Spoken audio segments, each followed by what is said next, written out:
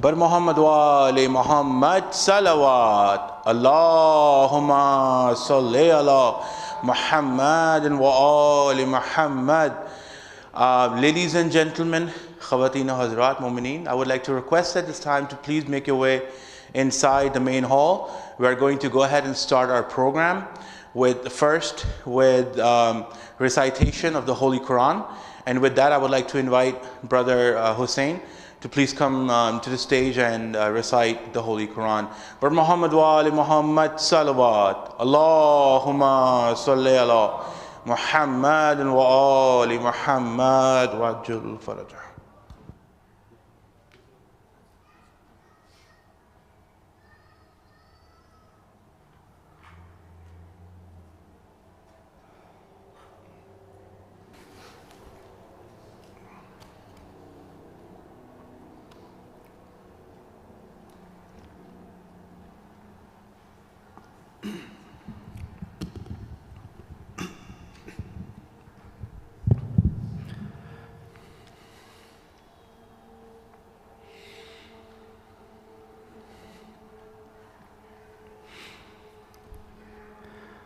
أعوذ بالله من الشيطان الرجيم.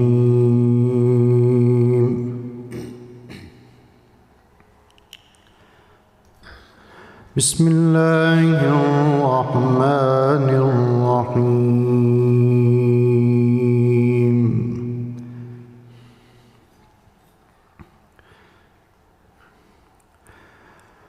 وسيق الذين اتقوا ربهم إلى الجنة زمرا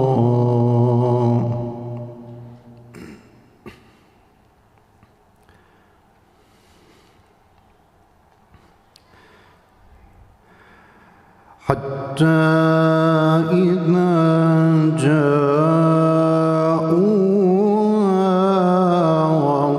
فتحت أبوابها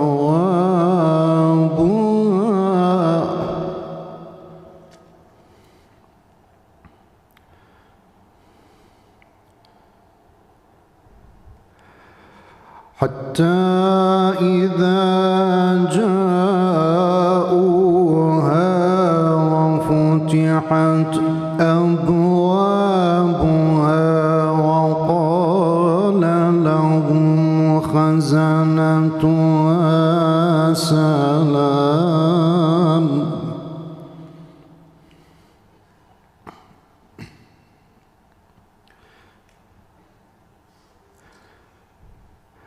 سلام عليكم طبتم فادخلوها خالدين.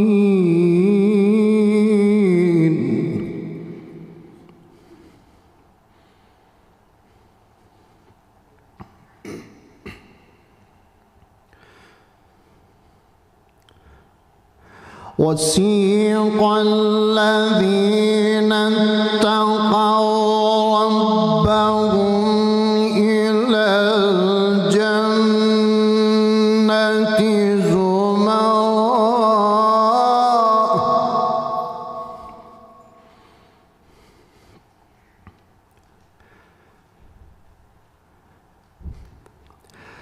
حتى إذا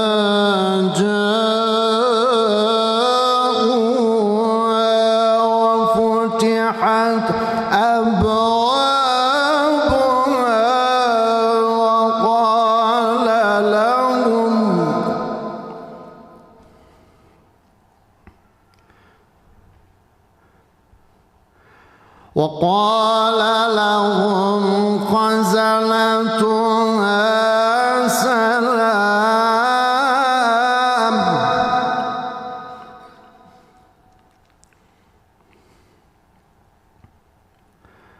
سلام عليكم طبتم فادخلوها خالدين.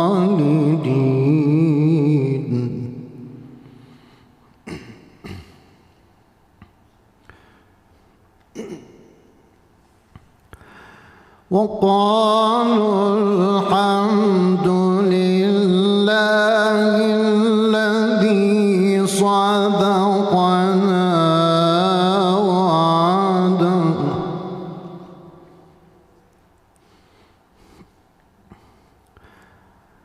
وأورثنا الأرض نتبوأ من الجنة حيث نشاء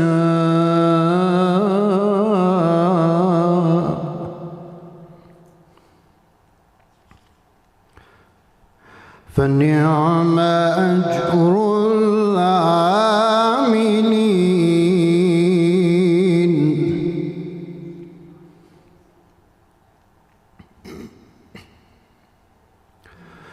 وترى الملائكة حافين من حول العرش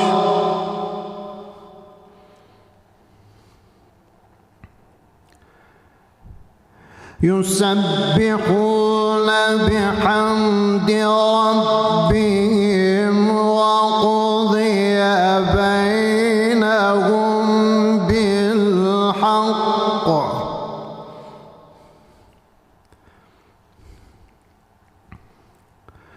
وقيل الحمد لله رب العالمين.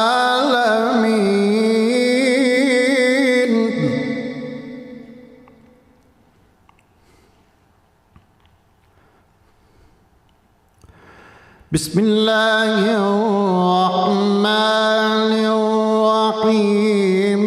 قل يا أيها الكافرون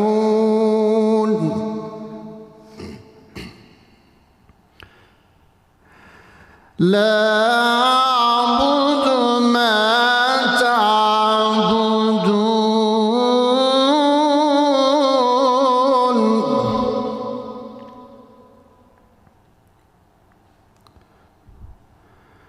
ولا أنتم عابدون ما أعبد ولا أنا عابد ما عبدتم ولا أنتم عابدون ما أعبد ولا أنتم عابدون ما أعبد لكم دينكم ولي دين. صدق الله العلي العظيم.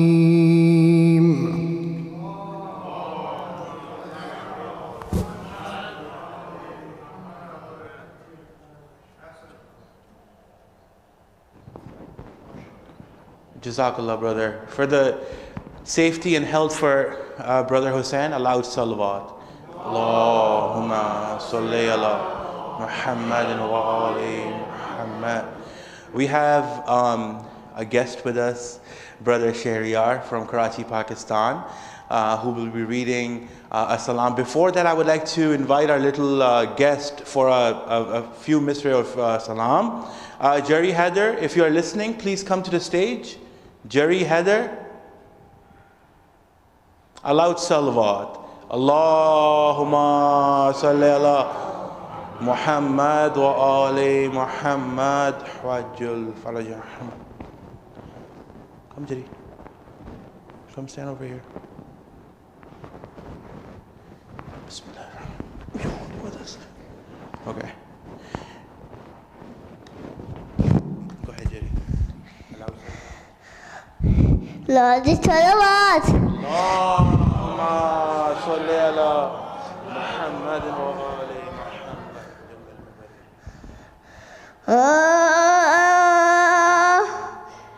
گنگل میں بڑے کر کھولتا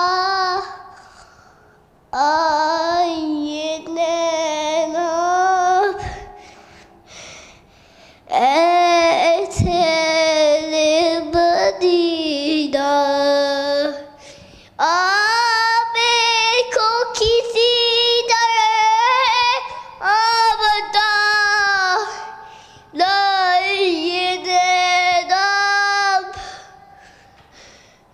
اے تیرے بدیدہ میں بڑے کر کھولتا آئیے نیناب اے تیرے بدیدہ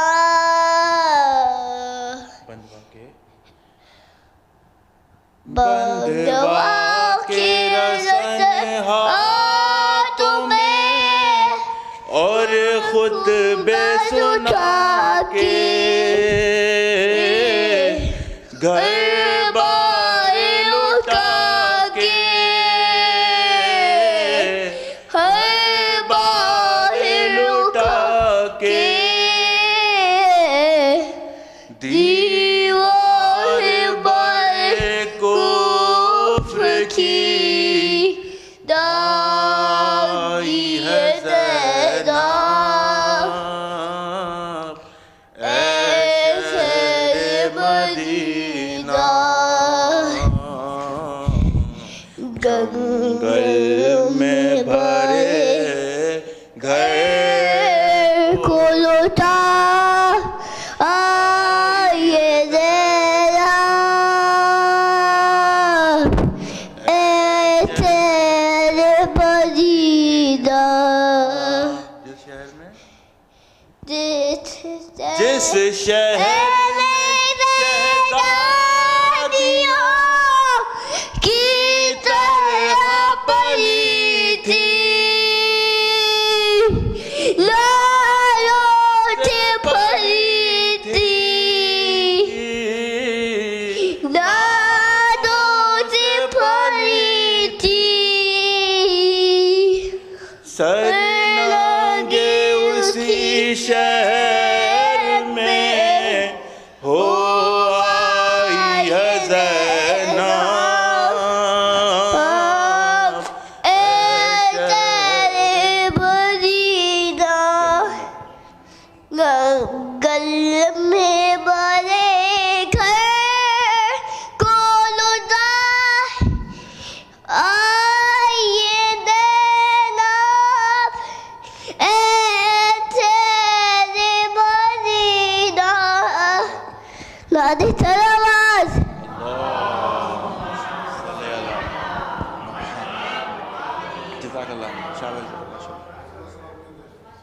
With that, I would like to humbly request our brother Shariar to please come, Zib a member, and read Salam in the Bargo.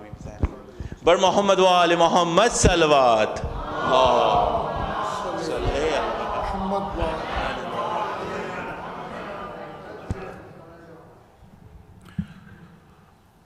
بآواز بلندتر صلوات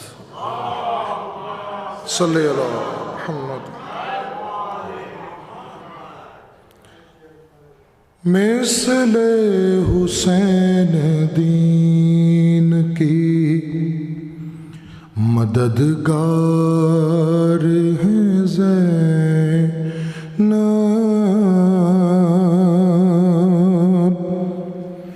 مثل حسین دین کی مددگار ہیں زینب شبیر کے مقصد سے وفادار ہیں زینب مثل حسین دین کی بعد از حسین کرب کے صحرا سے شام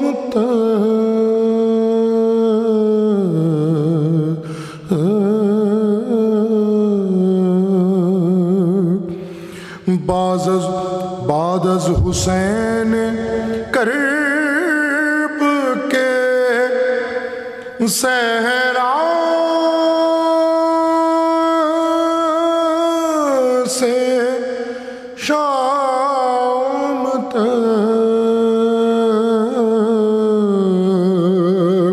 عباس کی طرح سپہ سالار ہیں زینب عباس کی طرح سپہ سالار ہیں زینب مثل حسین دین کی ہو نصرت حسین کے زندان شام ہو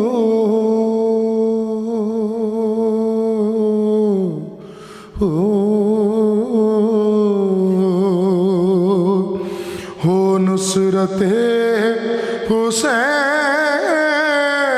کے زندان شام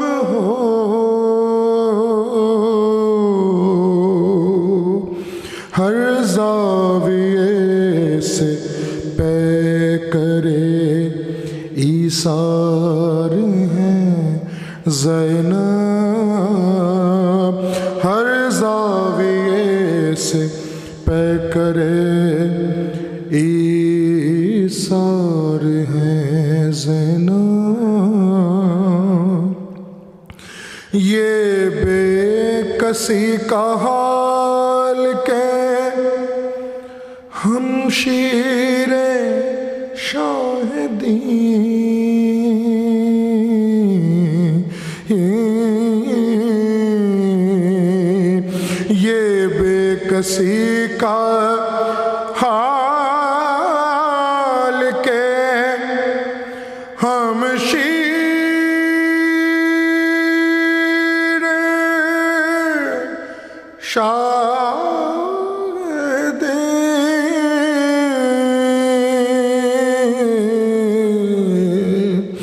مجمع میں ایک ردا کی طلبگار ہے زینب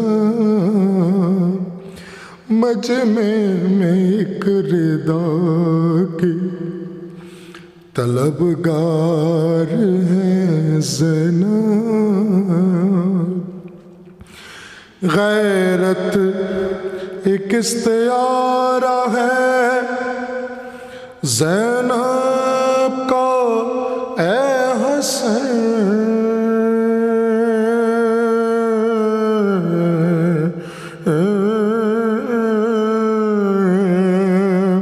غیرت ایک استعارہ ہے زینب کا اے حسین دین مبین کی آئینہ دار ہیں زینب دین مبین کی آئینہ بردار ہیں زینب مثل حسین دین کی مددگار ہیں زینب بابا سے بلند صلوات محمد والے محمد زینب نے کہا باپ کے قدموں سے لپٹ کر اب آئے ہو بابا، جب لٹ گیا پردیس میں اماں کا بھرا گھر، ہائے جب لٹ گیا پردیس میں اماں کا بھرا گھر، اب آئے ہو بابا، جب فرش زمیں بام فلک لرزہ فشاں تھے،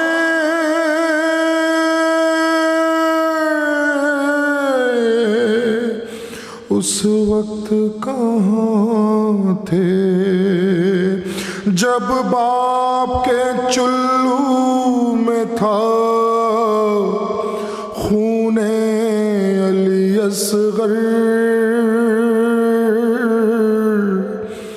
اب آئے ہو بابا،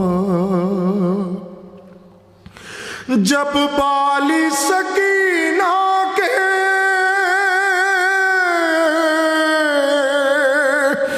گوہر چھینے گئے تھے،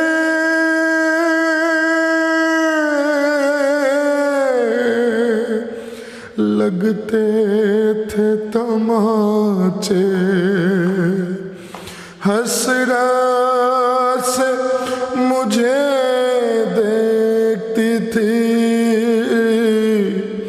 ہائے بانو مستر، اب آئے ہو بابا، ایک رات کے مہمان ہیں پھر قید سلاسل،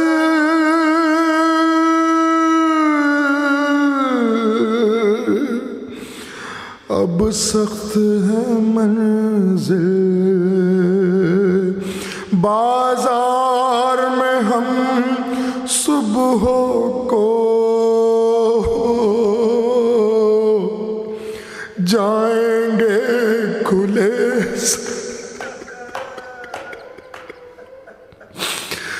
اب آئے ہو بابا، کیا آپ نے فردوس سے یہ دیکھا نہ ہوگا،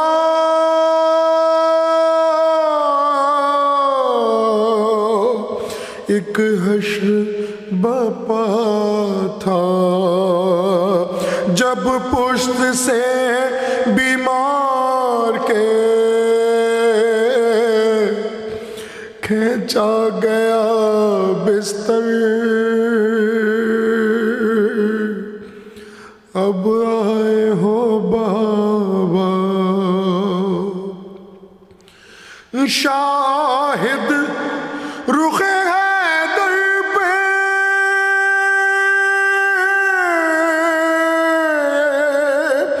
بکھر جاتے تھے آنسو،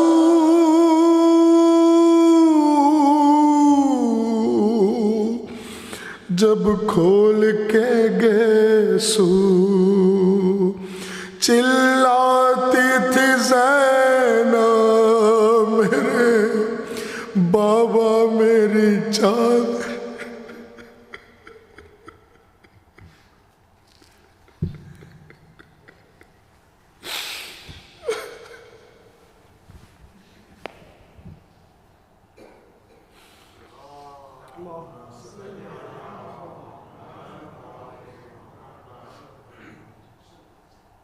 For the safety and health of brother Shahriyar, aloud salawat.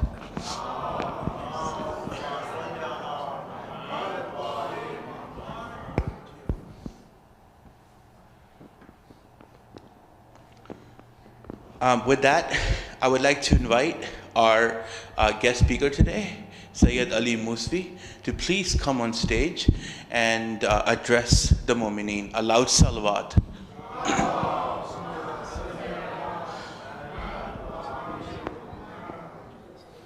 Bar Muhammad wa Ali Muhammad salawat. Allahumma.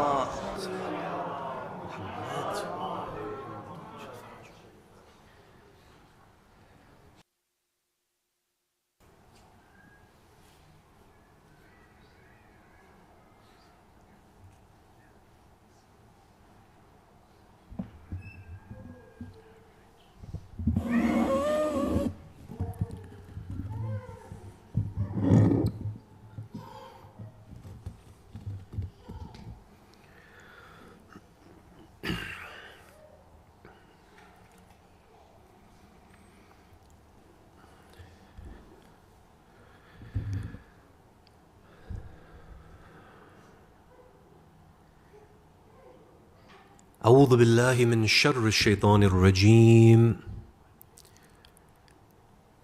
بسم الله الرحمن الرحيم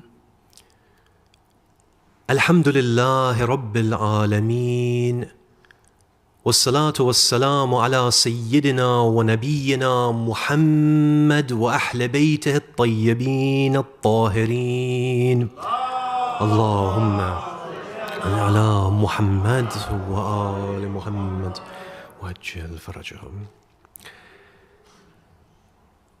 Tonight is the night where we are commemorating the wafat of Sayyid Zainab. I just wanted to begin tonight's session, which is going to be a continuation of last night's topic, last night's session.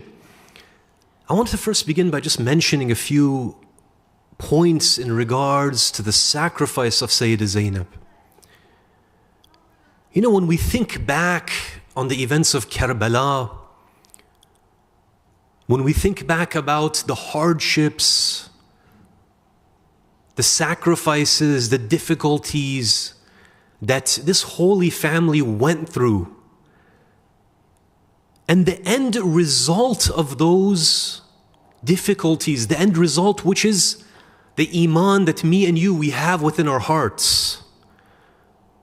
The end result which is the pure Muhammadan Islam which is still in existence today. All of this, it goes back to the sacrifices that they made. And so while we mourn and we commemorate, it also is something which inspires us. That even in the most difficult of times, the most difficult of situations that me and you can be facing in our lives, every time that we remember that sacrifice, the sacrifice of Sayyida Zainab, the sacrifice of Imam Sajjad, the rest of the Usara, the rest of the captives, it is something which should give energy, it's something which should inspire me and you to be the best that we can potentially be. The Islam that we practice, how proud we are to be visibly Muslim in a society where we're a minority. All of these things are things where we can draw inspiration and power from the example of these individuals. May Allah inshallah give us this tawfiq and may He keep us on the path of the Ahlul Bayt inshallah. Dear brothers and sisters, last night we began with a commemoration of the 13th of Rajab, which is the day in which Imam Ali alayhi salam was born. And one of the things that we began with, a concept that we began with, was a visitation that occurs between Amirul Mu'mineen alayhi salam and a group of those that considered themselves to be his Shias, to be his followers. It's narrated that one day or one night, a group of individuals, they approach the Imam. And when the Imam asks them, who are you? Identify yourselves. They identify themselves as saying that, Ya Ali, we are from your followers. We are from your Shias. And he says a line to them which should shake every Shia to the core. He says, then why is it that when I look at you, I do not see the signs of the Shia? One day, my brothers and sisters, me and you, we are going to see our Mawla. It's narrated that at the time of death, one of the things which you are going to see is you are going to see Amir al-Mu'mineen. You are going to see the rest of the Ahlul Bayt. And the question that I have for myself is that will they recognize me as one of their followers? And so each and every occasion that we have the 13th of Rajab, today in relation to the wafat, all of these days are an opportunity for me to ask this question from myself, that will my Mawla recognize me as the Muslim that I think I am? Now, one of the things that we initiated yesterday was something very easy, or rather I should say something very simple, but it's probably a difficult thing. And that is this issue of showing ihsan to the parents. That these parents have sacrificed so much for us. And that the Qur'an, when Allah introduces this concept, He ties it together with the concept of monotheism, with the concept of Tawheed. He says, it's this important to me that you are good to your parents, that you show ihsan to your parents. It's as important as Tawheed, as monotheism. This is one of the easy ways of becoming recognized as the followers of the Ahlul Bayt, of having this characteristic that Allah loves. And so we went through some verses of the Qur'an and we eventually made our way to a story. And there was the story of an individual by the name of Rajab Ali Khayyat, who is this very mystical man who lived not too long ago, and he would be able to see inside the metaphysical reality. He could see whether you had committed certain sins, and so he could help people. You know, sometimes we commit sins and we don't even recognize what we've done. And that was the condition of this young man who had gone through this argument with his mother, but he hadn't really recognized it as such. And because of that, his whole life had gone sideways. And Rajab Ali Khayyat, he guides him. He says that this is the issue that you are having. If you want to go fix it with your mother. That was the first story. Tonight, inshallah, I wanted to continue on with a number of other stories as well. Inshallah, this will give us that motivation to really go above and beyond. The second story, my brothers and sisters, it's in regards to a great scholar by the name of Ayatollah Marashi Najafi. I'm sure most of you have heard of the name of this great scholar. If we look at the Shia world, there's very few people that have existed with the knowledge and the piety and the wisdom of this man. One day, it's been narrated that during the lifetime of Ayatollah Marashi Najafi, what ends up happening is that one of the workers at his daftar, one of the workers at his office, he comes to Ayatollah Marashi Najafi and he says that if you will give me permission, I want to leave about 2 hours early today from work. The Ayatollah looks at him, he says, why is it that you want to leave early? What's the purpose? He says that my father has come from the village and I want to pay my respects to him. I want to serve him if he needs anything. He's coming into the city of ours and it's an opportunity for me. Ayatollah Marashi Najafi, he says, of course you have permission. What a beautiful thing that you are doing. But before you go, I have something that I want to narrate to you. The man sits down. Ayatollah Marashi Najafi begins to tell him his story. He says that when I was a young man, about 11 or 12 years old, our family lived in the city of Najaf. His father was a scholar, they were studying in Najaf, and so he was being raised in that city. He says one day, the time of lunch comes around. And if you know, the city of Najaf, it can be very hot much of the year. It's very hot. And that heat really hits you hard. It's not easy to deal with that heat. He says, my mother came and my mother said, I want you to go and tell your father who's upstairs, he's in the study, that the time of lunch is here. We're serving lunch, we're waiting for him. Ayatollah Marashi Najafi, he goes upstairs. He's a young man, 11, 12 years old. He says, when I go upstairs, I looked at my father's desk. I noticed that he'd fallen asleep on his books. He says, I went forward because my mother had told me to go and tell him that lunch is ready. I went forward and then suddenly I remembered, what if I wake him and he becomes upset? He says, my son, I didn't ask to be woken up. I was having this sweet mid-afternoon nap, which for those of you who've had it, there's nothing like it, especially in the heat. Why did you wake me? I didn't ask to be woken. In fact, I'm not even hungry. He says, I stopped. He says, but then I remember that my mother has told me to do this. He says that I'm stuck between these two things. I don't want to upset my mother, but I also don't want to upset my father. What should I do? He says, suddenly it occurred to me that one solution is that I bend down and I begin to kiss the feet of my father. He says, I bend down, I begin to kiss the feet of my father. As I was kissing the feet of my father, he says, my father woke up. When he saw that scene, he was so moved out of his love for me that he raised his hands in dua and he begins to do dua for me. He says that until this very day, every single dua that he made for me in that moment, every single one has come to fruition. Every single one. Sallu ala Muhammad wa ali Muhammad.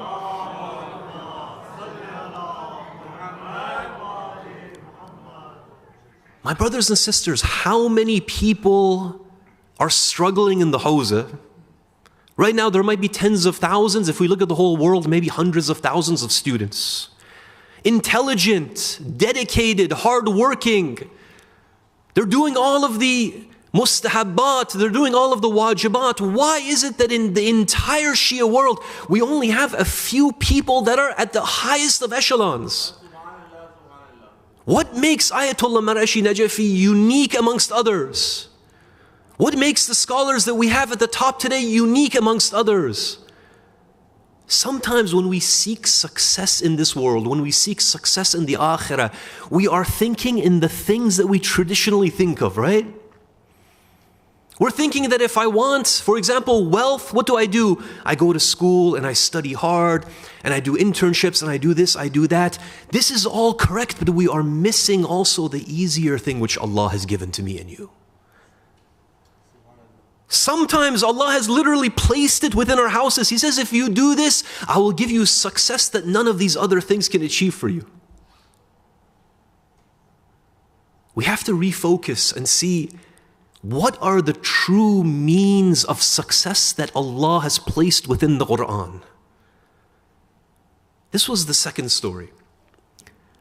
The third story, my brothers and sisters, it is in regards to one of the great prophets of Allah subhanahu wa ta'ala.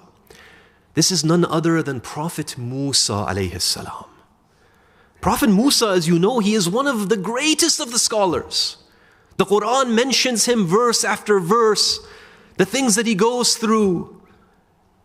One day it's been narrated that Prophet Musa alayhi salam, he becomes curious about something. He begins to wonder that, Ya Allah, when I pass away and I go to Jannah in the Akhirah, who is going to be from my neighbors in Jannah?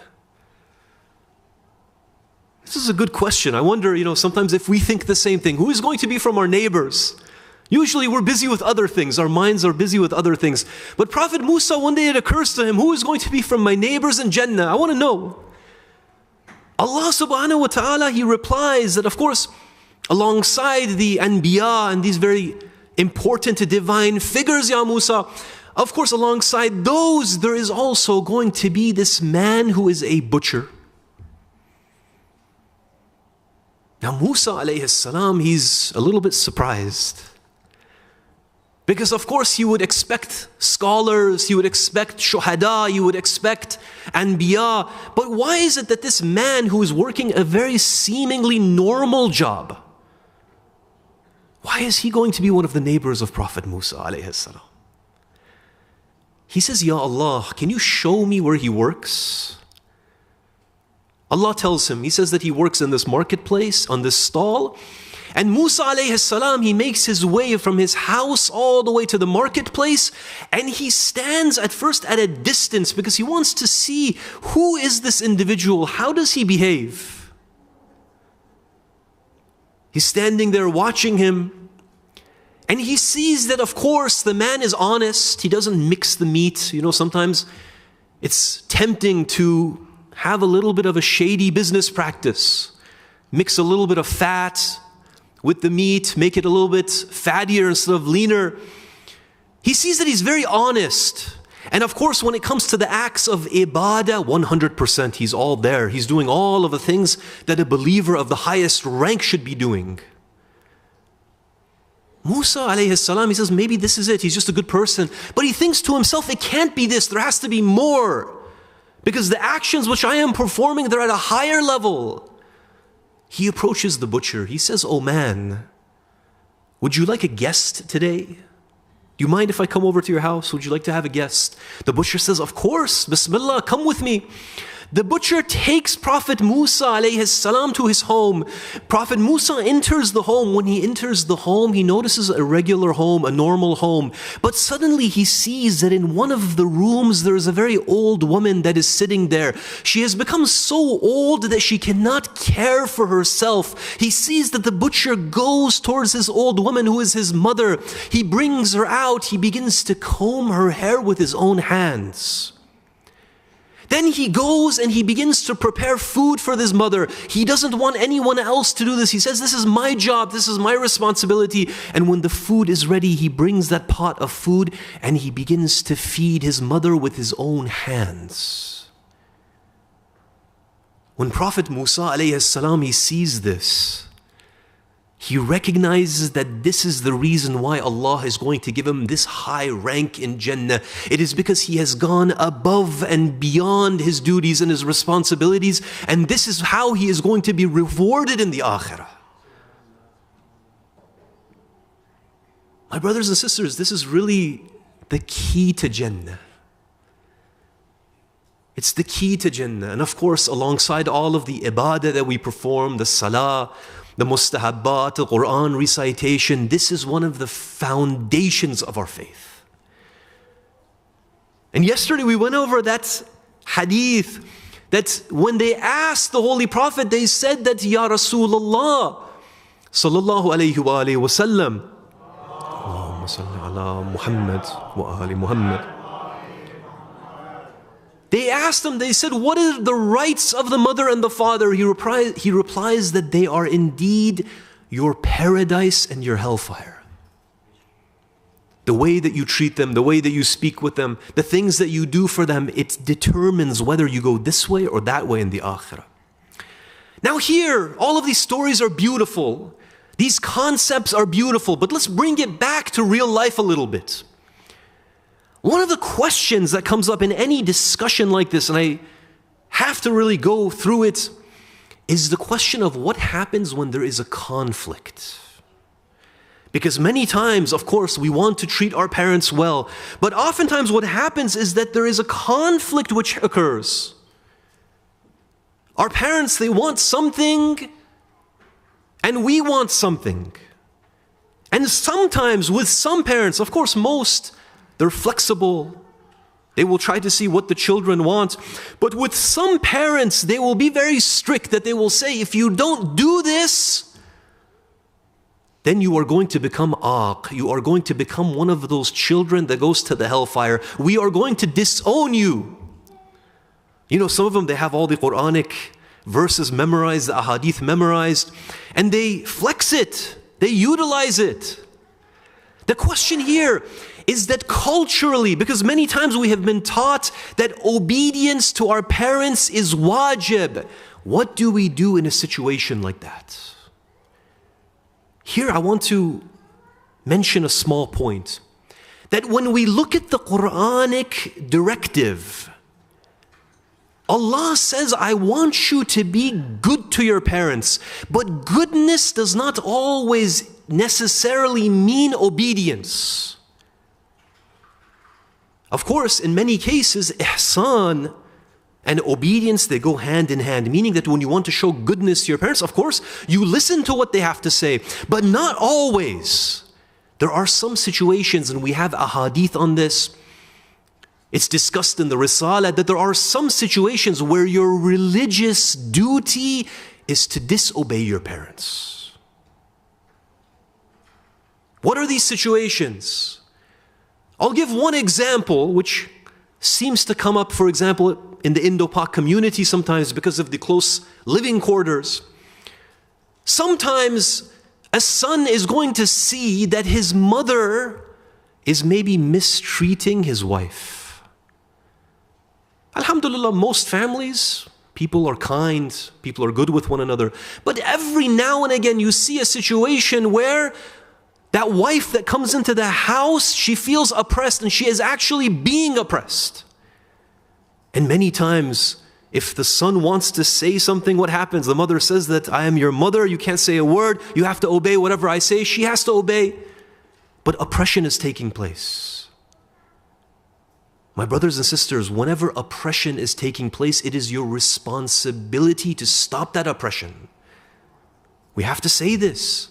You can't say, this is my mother, therefore I have to allow her to oppress. This is my father, I have to allow him to oppress. Or this is my wife or my husband, I have to allow them to oppress. No. Allah very clearly asks that whenever that line goes beyond and now oppression is taking place, it is your responsibility to stop the oppression. Of course, how? You still have to maintain the ihsan. This is very important. Because sometimes when we see oppression taking place, we become oppressors in reaction to it. No, this is incorrect. That if you see something wrong, of course you put a stop to it, but how do you do it? You do it through ihsan, through kind words. You don't become upset, you don't become rude, you don't become vicious, none of these things. You remember that these are the individuals that raised you when you were helpless. In another scenario that sometimes comes up, the mother and the father, they say that my son, my daughter, you have to marry this person. You have to marry this person. And the person is looking, they have no interest in marrying that person. What should they do? Of course, here I want to mention a side note that many times parents, they have a lot of experience and they can pinpoint things that the younger generation cannot see yet because they don't have the experience. It's always a good idea to hear your parents out, to listen to what they have to say. But if you do all of that, you don't know, you just don't like this person, you're not attracted for whatever reason, there's a million reasons. And your parents are saying you have to marry. If you don't marry, we'll disown you, we'll do this, we'll get upset. What do you do in this situation? We have a very beautiful hadith from Imam Sadiq where someone asks the Imam this exact same question. It's one of those timeless scenarios in some cultures. He came to the Imam and he said, Ya Imam, I want to marry a woman, but my parents, they want someone else. What should I do, Ya Imam? Give me advice. The Imam turns to him and he says, marry the one who you desire and leave the one whom your parents desire. Because at the end of the day, this is going to be your spouse. And of course, again, listening to the experience that they have, understanding that there may be things that they know that you don't know, you have to go through all of that. But once it comes down to it, it is your right to select who you want to live with. This is very important that we mention this. And of course, again, here we have to mention a secondary point, that all of this has to happen within the bounds of halal and haram. Unfortunately, in our cultures, we see in Western culture, we see that sometimes people are going outside of the boundaries of halal and haram, and then they're falling into these situations which are causing problems within their families, within their society. Always make sure that it is within the bounds of halal and haram. Make sure the family is involved. This is very important. So in these kinds of situations, we see that obedience towards the parents is not always a religious obligation. Sometimes the opposite is the case, although generally speaking, obedience is a part of ihsan as well. It's important that we do our best to obey our parents as well. Now here a question comes up, what if the parents are rude? What if they are, for example, short-tempered? What if, for example, they are non-Muslims? Sometimes we have a situation where a brother converts, a sister converts to Islam, and they come to the scholar, they ask, they say that what should we do? Because our mother hates the religion, our father hates the religion. Should we separate from them? Do we recite Surah Kafirun, that you go your way and I'll go my way? My brothers and sisters, this exact situation happens during the time of Imam Sadiq alayhi salam. Recite salawat. Allahumma salli ala Muhammad wa ali Muhammad wa ajil farajam. During the time of Imam Sadiq alayhi salam, it's been narrated that one day a young Christian man approaches the Imam. He says, Ya Imam, I have heard that you are the descendant of the messenger of this religion, and I had a number of questions that I've been wondering about your religion. The Imam, he sits with him. He answers the questions that this young Christian man has.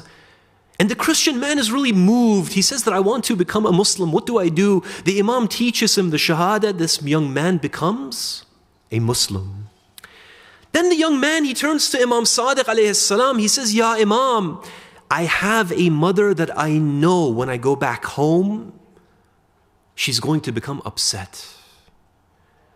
She's a devout Christian. She is going to hate the fact that I have become a Muslim. She's going to insult me. She's going to insult my religion. I know it. What should I do? Should I separate from my mother? Should I just part ways from her? The Imam turns to this woman and to this man and says, in our faith, in our religion, one of the things which we are taught is that you have to show exceptional ihsan to your parents. You have to show exceptional goodness to your parents. And I'm going to teach you the way that we treat our parents. He teaches him. The young man returns home. He tells his mother. The mother becomes upset, begins to yell and scream. This young man maintains ihsan. He doesn't say a word against his mother. Day by day, he continues on this path. The mother feels that energy is decreasing. She sees that this son that she has, who was good to her before, is now acting in an exceptional way. She says, my son, ever since you became a Muslim, I've noticed that you've changed. Everything about you has changed, but particularly the way that you speak to me, the way that you treat me, it's different than before. Where did you learn this from? He says that I learned this from the son of the messenger of Islam. She says, are you sure it's not your messenger? Because these are from the akhlaq, these are from the etiquettes of the anbiya of God. He says, mother, I'm sure. Our prophet has passed away. This is from the descendants of the prophet. Again, she keeps asking, are you sure, my son? Because this akhlaq that I have seen, that you have taught, that you have learned, is something unique. We've only learned about it from the anbiya in our holy books. The son says, yes, mother, I'm sure. Day by day, my brothers and sisters, this continues. Eventually, the mother says that, my son, because of the way that you behaved towards me, I have felt something change in my heart. I want to become a part of this religion of yours. This is a religion of beauty. And I know that this is divinely revealed because no one else can instruct someone like you to treat me like this unless it is divinely revealed. Allahumma salli ala Muhammad wa ali Muhammad. It's narrated that the mother converts to the religion of Islam. She prays a number of her prayers.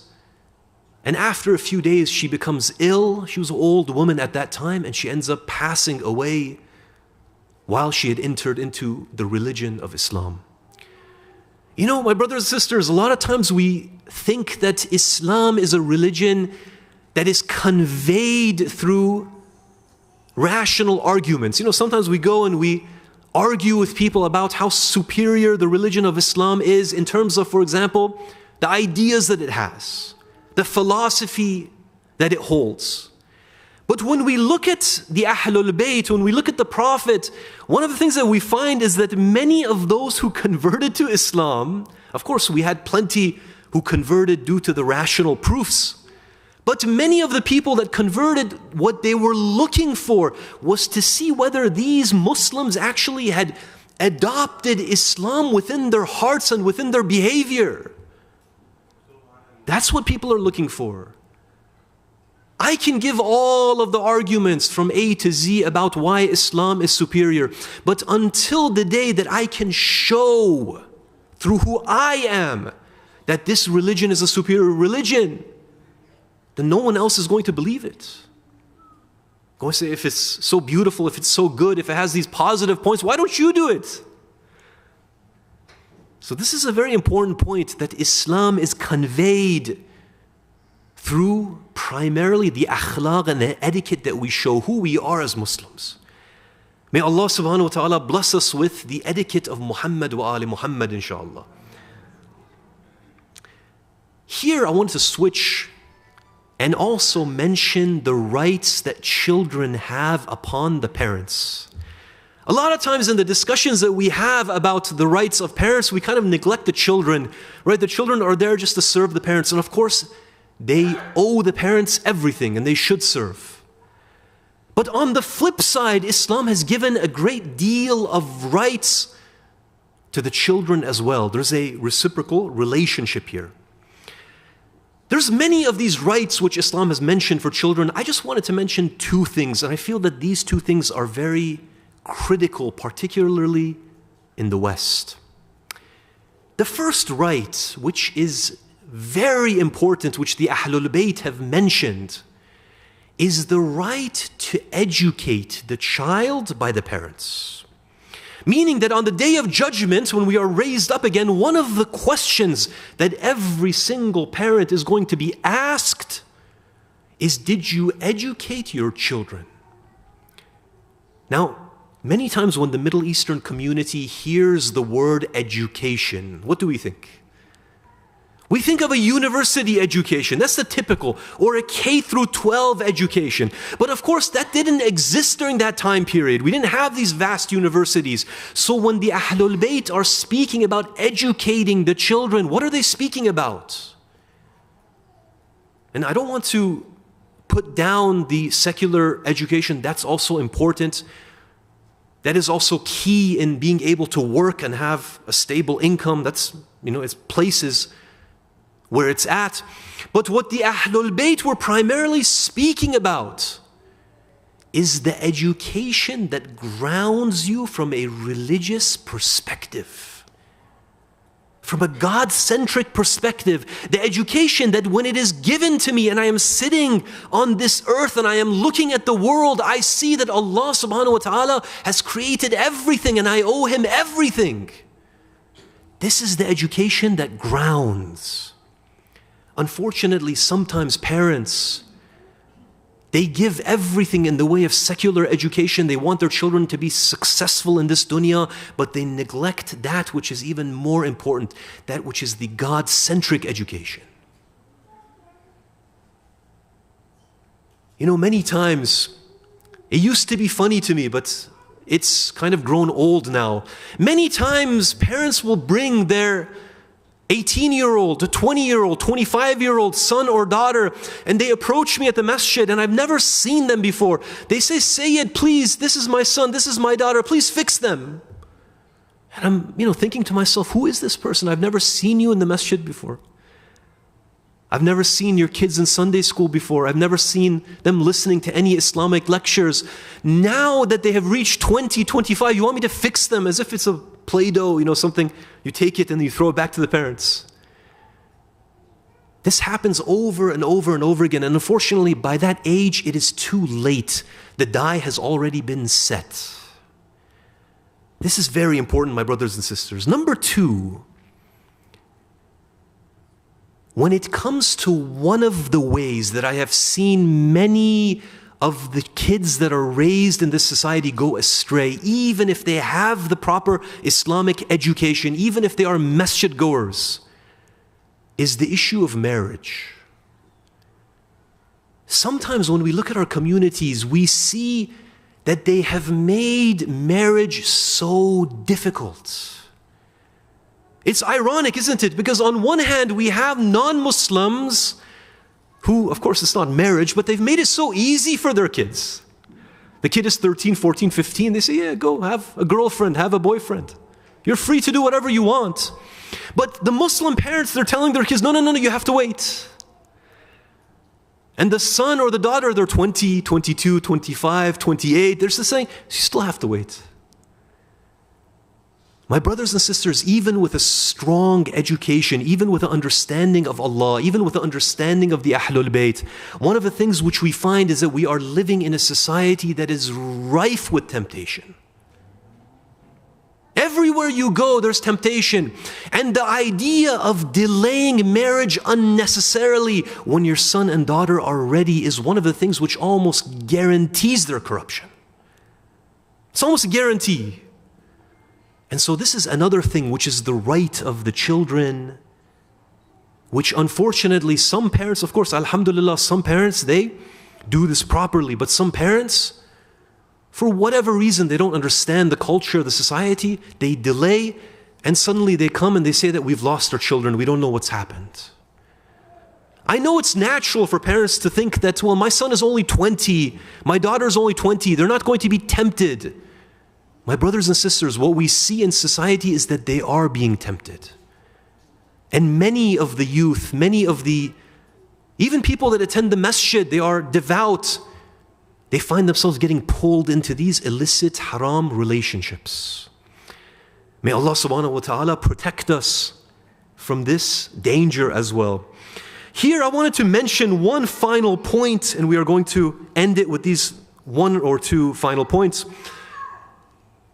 If we leave behind righteous children, you know, one of the things that always worries those who are older is the question that when I leave this world, what is going to happen to me?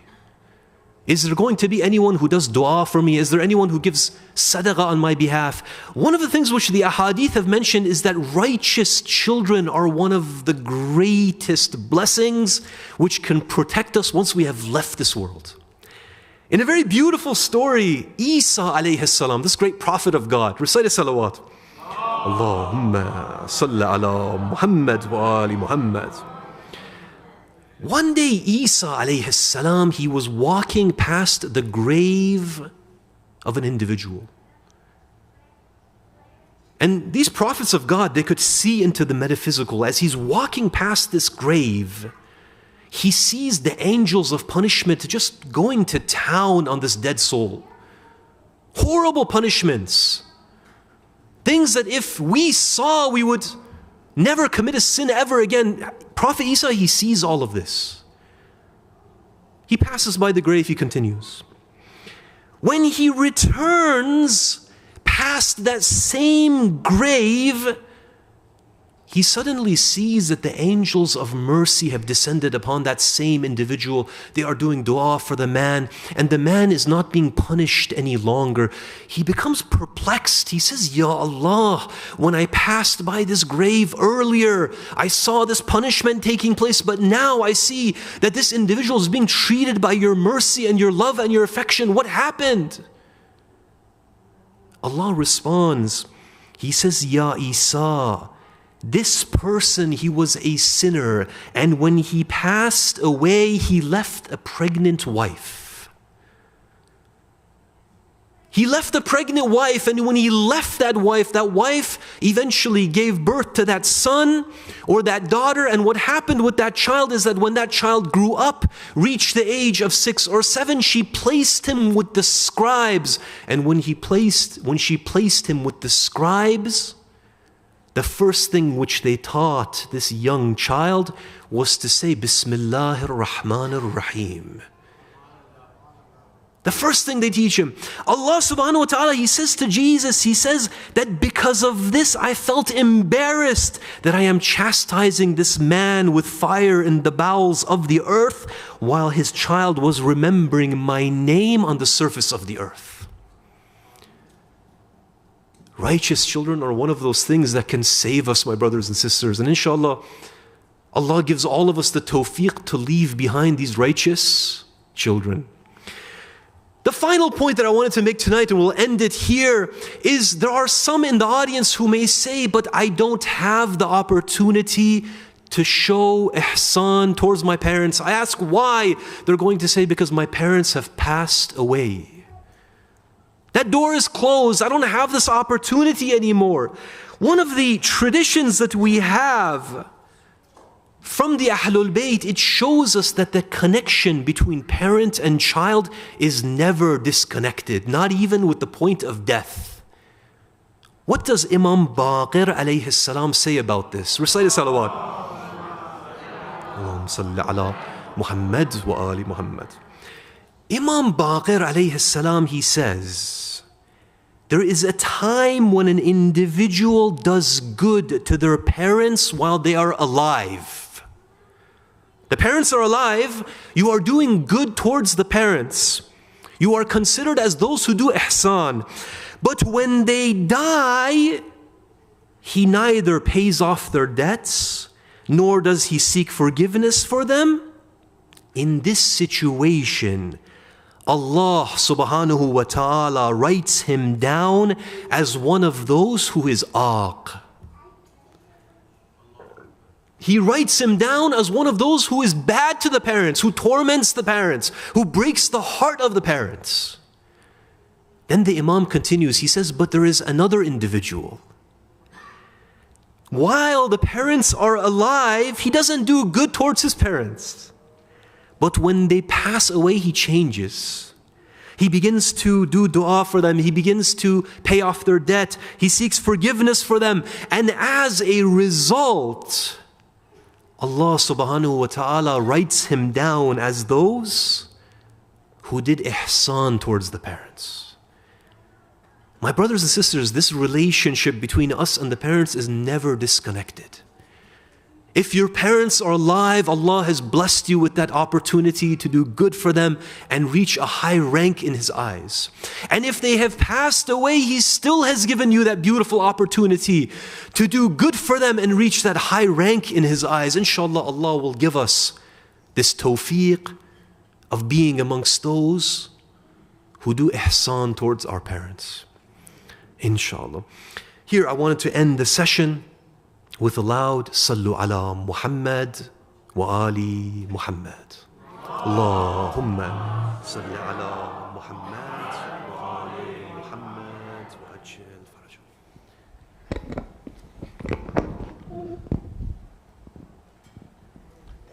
Of course.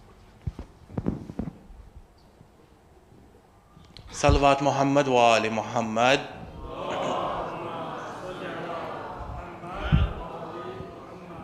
I would like to request Muhammad Hassan to come on member and recite a salam. For Muhammad wa ali Muhammad salawat. Allahumma salli ala.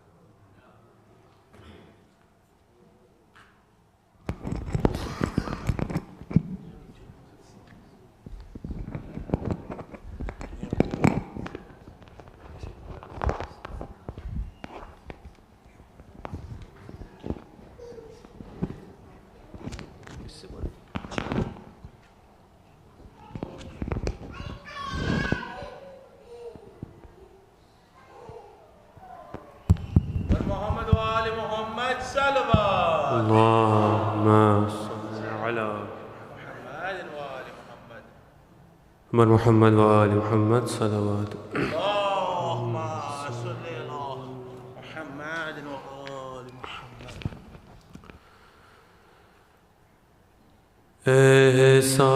एहसास रुलाता है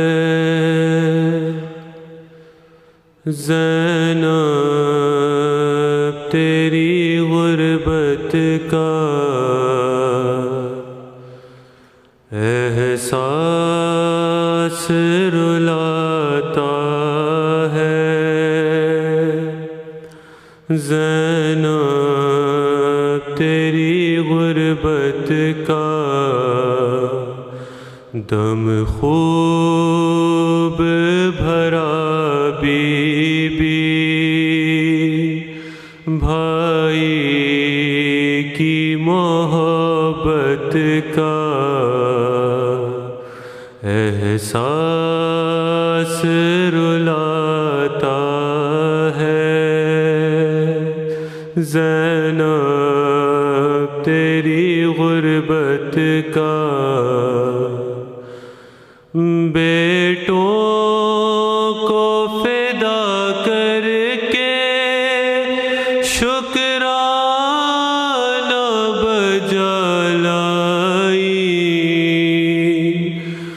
بیٹوں کو فدا کر کے شکرانہ بجا لائی چلتا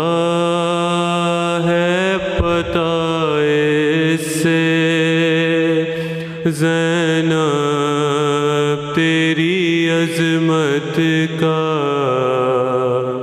چلتا ہے پتہ اس سے زینب تیری عظمت کا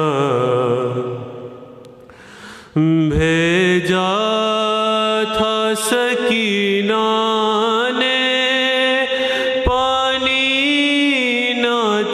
چلائے بھیجا تھا سکینہ نے پانی نہ چلائے احساس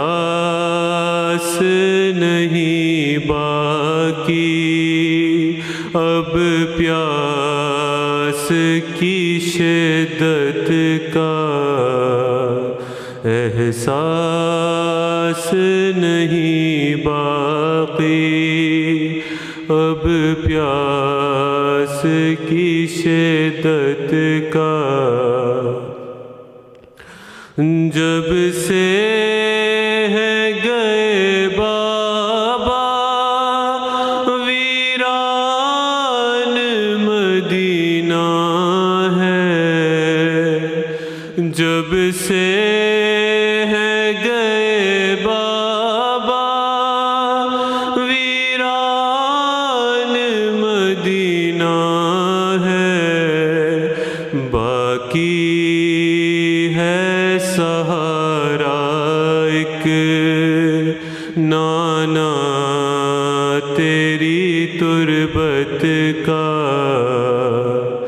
باقی ہے سہارا ایک نانا تیری تربت کا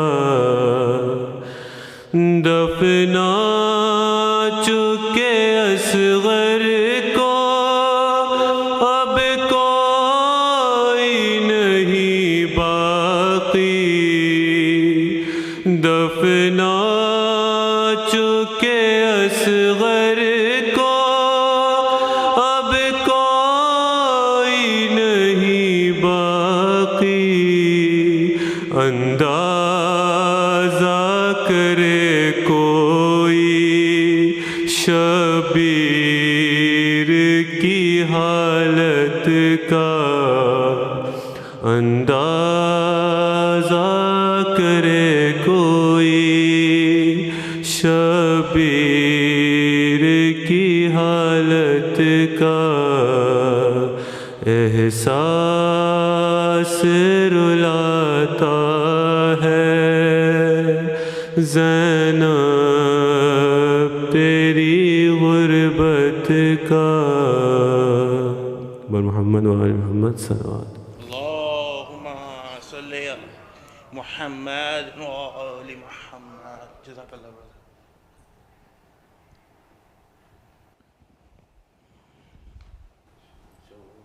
بر محمد و آل محمد صلوات اللہم صلی علی محمد و آل محمد Everybody is gone, mashallah.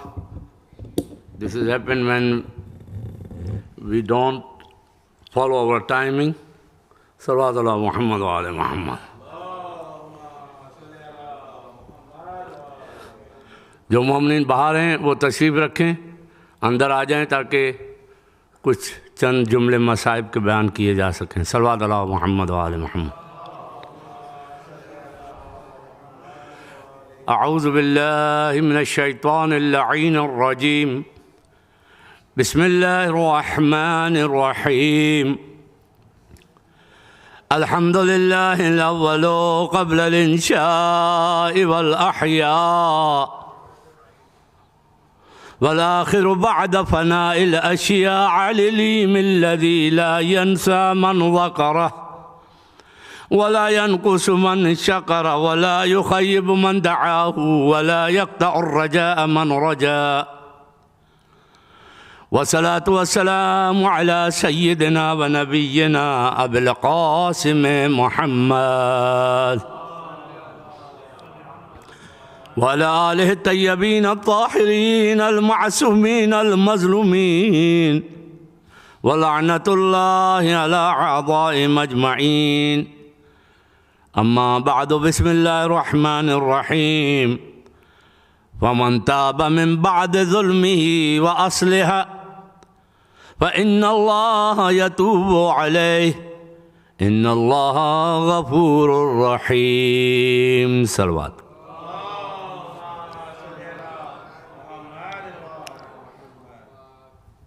The subject today is our how to become the full-time Muslim from the part-time Muslim.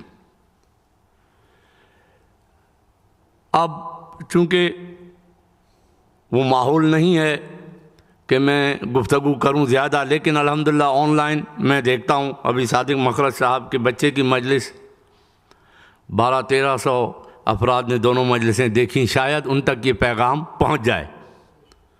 اور مجھے پتا ہے کہ آج بہت سے لوگوں کو مجھ سے ناراض ہونا ہے. صلوات پڑھ دیجیے محمد و آل محمد. تو سبجیکٹ ذہن میں ہے how to become full time Muslim اور full time Muslim. Now you will decide am I a part time Muslim اور اے فل ٹائم مسلم. سو تو پہلا شرط جو ہے فل ٹائم مسلم کے لیے یہ آیت ہے، فمن تاب من بعد ظلم ہی. یہ ہمارے لیے ہے. اور جنہوں نے توبہ کی ظلم کرنے کے بعد. کس پہ ظلم؟ اپنے نفس پر ظلم، گناہ. تو انہوں نے توبہ کی کب؟ اپنے آپ پر ظلم کرنے کے بعد. اور پھر ایک اور شرط ہے فل ٹائم مسلم ہونے کے لیے، وَأَصْلِحَ، اور انہوں نے اپنی اصلاح بھی کی. تو کیا ہوگا؟ ان اللہ یتوب علیہ، اللہ انہیں معاف کر دے گا. کیوں معاف کرے گا؟ کہ ان اللہ غفور الرحیم، کیونکہ اللہ غفور الرحیم ہے. صلوات پڑھیے محمد وآل.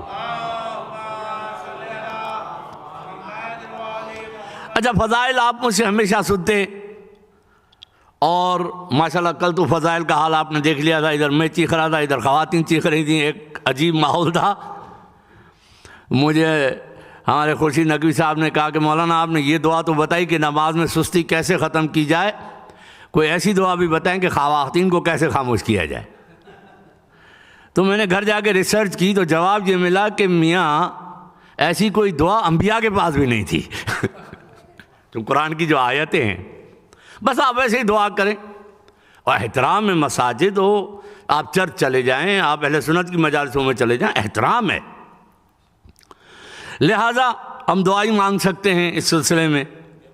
اور خصوصاً اللہ مومنین کو مینجمنٹ کی توفیق میں اضافہ کرے کہ ایک اور ہال بنائیں.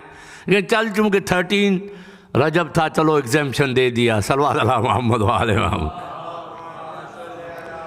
تو شان اہل بیت کل آپ نے سن لیا، اور میری مجلس میں پھر ہوتا ہے فرمان اہل بیت، اور تیسرا ہے پھر فرمان اہل بیت. شان اہل بیت میں آج اہل سنت برادران کے یہاں جشن ولادت امام علی تھا، اور ہمارے وسیم رضوی صاحب بھی وہاں موجود تھے. تو میں آپ کو بتاؤں کیا ہوا. سب سے پہلے تو وہاں پھڈا ہوا. سپاہی صحابہ کے ایک صاحب آئے ہوئے تھے، تو بہت اچھے ہمارے برادر ہیں امتیاز جان صاحب، ہم ہمیشہ یونٹی کی بات کرتے ہیں، پروگرام وہاں بھی گھر میں ان کے ہوتا ہے، یہاں بھی اب 17 ربیع الاول کو الحمدللہ پروگرام ہوتا ہے جس میں وہ آتے ہیں۔ تو یہ چند فیملیز جو محب اہل بیت ہیں، برادران اہل سنت کی، سپورٹر ہیں اہل بیت کی، انہوں نے رکھا تھا۔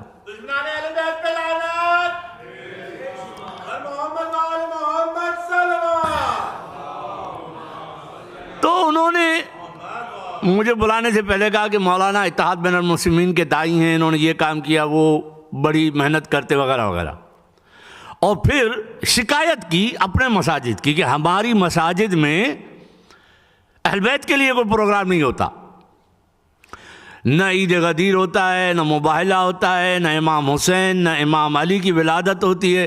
بس یہ کہنا تھا کہ وہ صاحب جو بعد میں ابھی مجھے بتایا انہوں نے کہ یہ سپاہی صحابہ کی مسجد کے مینجمنٹ میں ہیں، وہ چیخ پڑے نیچے سے کہ آپ کیسے کہتے ہیں، یہ ہمارے یہاں سارے اصحاب کی بات ہوتی ہے۔ جھگڑا چلتا رہا، خیر ہم نے ان دونوں کو کنٹرول کیا۔ پھر جب ہم ممبر پہ آئے تو میں نے پہلے اس سوال کا جواب دیا۔ فضائل الحمدللہ یہ وسیم بھائی آپ کو بتائیں گے، آدھے گھنٹے میں انہیں وہ سنائے کہ میں ساری زندگی میں انہوں نے نہیں سنے ہوں گے، اور کتاب کھول کے ان کی، اور بڑا انہوں نے اپریشیٹ کیا، ان کے علماء نے اپریشیٹ کیا بڑے احترام اور تمیز کے ساتھ۔ لیکن میں نے پہلے جواب ان صاحب کو دیا، میں نے کہا دیکھیے ایسا نہیں ہے، بہت سی مساجد میں ڈسکریمنیشن ہوتا ہے اہل بیت کے سلسلے میں۔ مثلا میں نے ان کو مثال دی، کیلیفورنیا میں جب میں تھا تو وہاں روز عاشور امام جمعہ نے ایک لفظ امام حسین کے لیے نہیں کہا۔ کسی نے کہا کہ برادر نے کہ بھائی آج امام حسین کی شہادت ہے، عاشورہ، انہوں نے کہا کیا عاشورہ، کیا ہے امام حسین؟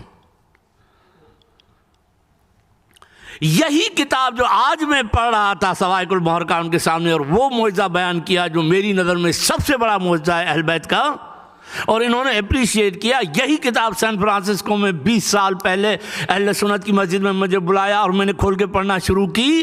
وہاں کے ناصبی امام نے دیکھ کر، وہ مساق کر رہا تھا دروازے پہ کھڑا ہو کر، غصے میں اندر آیا اور بولا اذان دو، ٹائم سے پہلے اذان دلا دی۔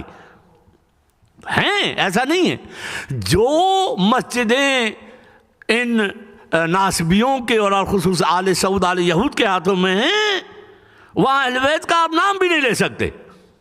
اور جو اچھے برادران ہیں جو عید میلاد النبی کرتے ہیں جیسے آج انہوں نے کیا، تو میں نے ان کو بہترین ایگزامپل یہ دی کہ دیکھیے میں نے کیلیفورنیا میں سب سے پہلے اپنے بچے اہل سنت کے اسکول میں بھیجے، تو لوگوں نے کہا مولانا یہ کیا کر رہے ہیں آپ؟ میں نے کہا بھائی مسلمان ہیں، ہمارے بھائی ہیں، کم سے کم بچے مسلمان ہوں گے۔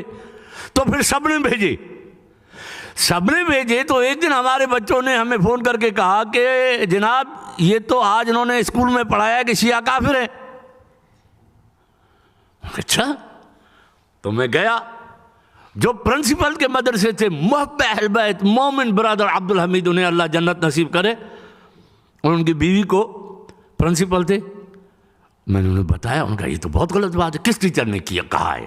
ٹیچر کے پاس گئے تو ہم نے خیر ان سے آرگومنٹ کیا، ہم نے کہا یہ جو آپ نے بچوں سے کہا کہ ہم کافر ہیں، کافر ہونے کی دلیل کیا ہے؟ ہر چیز کی ایک دلیل ہوتی ہے نا بھائی، کافر ہونے کی دلیلیں یہ ہیں، میں بتاتا ہوں، آپ ان میں سے بتائیے پن پوائنٹ کر کے کہ کون سی ہے جس پہ ہم عمل نہیں کرتے۔ انسان توحید کا منکر ہو، توحید بالذات، توحید بالصفات، قدیم، قادر، عالم، حی، مرید، مدرک، یہ ساری چیزیں ہم اللہ کو مانتے ہیں، اس کا شریک نہیں، اس کا افعال میں شریک نہیں وغیرہ۔ کوئی ایک پوائنٹ بتائیے کہ توحید میں کوئی فرق ہو؟ کہ نہیں۔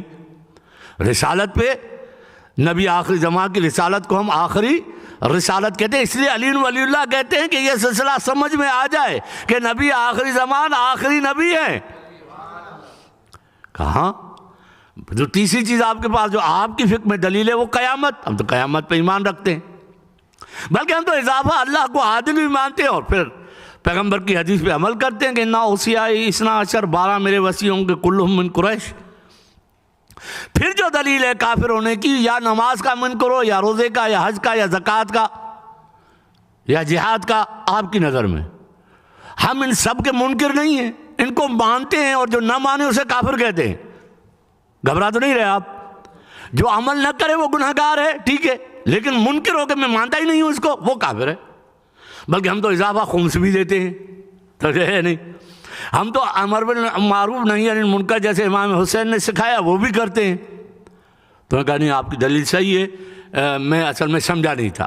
تو پھر مجھے انہوں نے موقع دیا کہ میں نے بچوں کو سمجھایا کہ مذہب شیعہ کیا ہے۔ ہم علی کو، انہوں نے یہ کہا تھا کہ یہ علی کو خدا مانتے ہیں۔ ہم نے کہا علی وہ ہے، ان کی کتاب کھول کے دکھا، فرماتا انا عبد من عبید محمد، میں تو محمد کے غلاموں سے غلام ہوں۔ تو کیسے کوئی اس کو خدا کہہ سکتا ہے جو محمد کا غلام کہے؟ صلوات علی محمد والے۔ تو اس کے بعد میں نے دلیلیں دی انہیں، اور کل ہی کی آیت پر کہ اگر سلطان النصیرہ رسول نہیں بنا سکتے اپنا، تو نبی کو بھی حق نہیں ہے کہ وہ اپنا خلیفہ یا امام یا جانشین بنائے۔ اور میں نے 8 آیتیں قرآن سے پڑھ کے ترجمہ کر کے گرامر کے ساتھ علماء بیٹھے تھے بتائیں، میں نے کہا یہ دیکھیے یہ الفاظ جو قرآن میں استعمال ہوئے ہیں کہ جسے امام بناؤں گا، جسے خلیفہ بناؤں گا، اس میں یہ شرطیں ہوں گی، میں بناؤں گا، کسی دوسرے کو اختیار نہیں ہے۔ یعنی نحب، علم نحب کے طور پر اللہ نے دیوار لگا دی کہ انسانوں تمہارے پاس یہ اختیار ہے ہی نہیں کہ تم کسی کو اپنا امام یا خلیفہ بنا سکو۔ صلوات علی محمد و آل محمد۔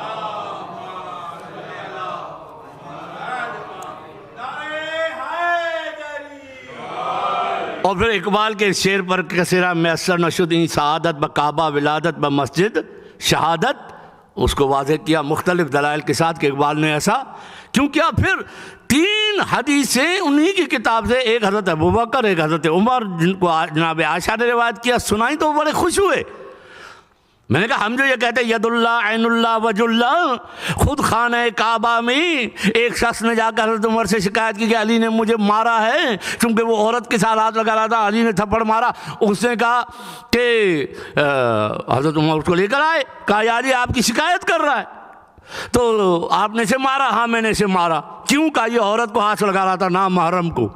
تو حضرت عمر کے یہ الفاظ ہیں کہ سن، تجھے عین اللہ نے دیکھا اور ید اللہ نے مارا، میں کچھ نہیں کر سکتا۔ صلوات پڑھیے محمد علیہ محمد۔ اور پھر میں نے سوائق المور کا کھول کے 3 منٹ میں 5 روایتیں پڑھ دی۔ میں نے کہا یہ دیکھیے یہاں غدیر بھی موجود ہے، یہاں مباہلہ بھی موجود ہے، یہاں تطہیر بھی موجود ہے، یہاں 4 یار ابو ذر غفاری، عمار یاسر، میثم تمار، علی، یہ بھی آپ۔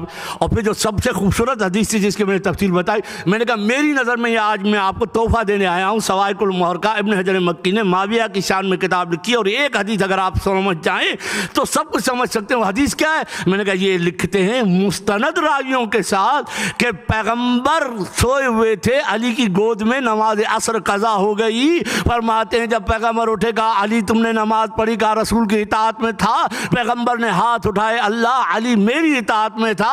تو معجزہ رد شمس ہوا، یہ آپ کی کتاب میں ہے کہ سورج پلٹا، تو جس علی کے لیے سورج پلٹا ہے اس سے افضل کوئی اور کیسے ہو سکتا ہے؟ تو بہت اچھی باتیں رہی۔